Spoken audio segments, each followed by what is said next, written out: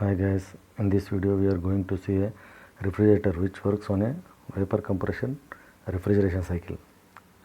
This is a single door refrigerator. Here you can see a condenser which is black in color, which is fitted at the back side of the condenser. Now here comes a compressor.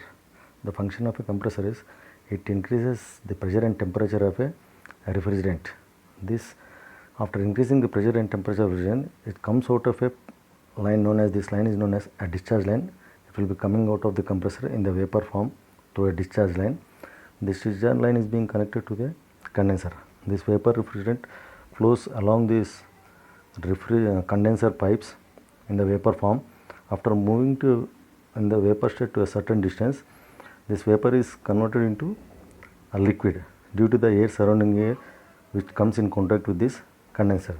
This process is known as generally a latent heat of condensation, because from vapor state it is being changed into liquid state.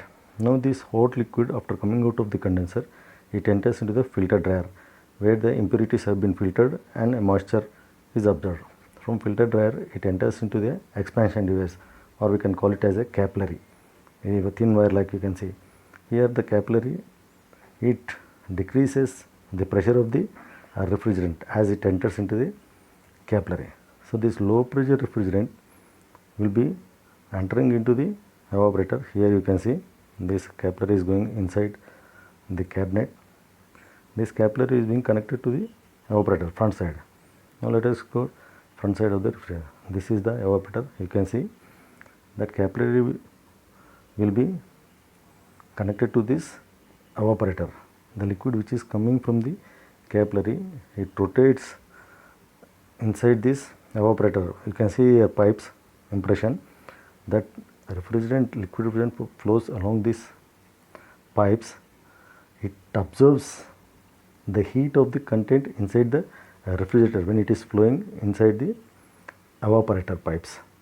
After absorbing the heat, this liquid refrigerant will be converted into vapor form. Here evaporator absorbs the heat and that liquid refrigerant will be converted into vapor. Here we call it as latent heat of vaporization has been taking place. So that vapor refrigerant, again it comes from back side of the evaporator through a pipe. You can see here a pipe which is coming from back side of this evaporator in a vapor state. That vapor refrigerant will be entered again back to the compressor. This is discharge line and this is known as suction line.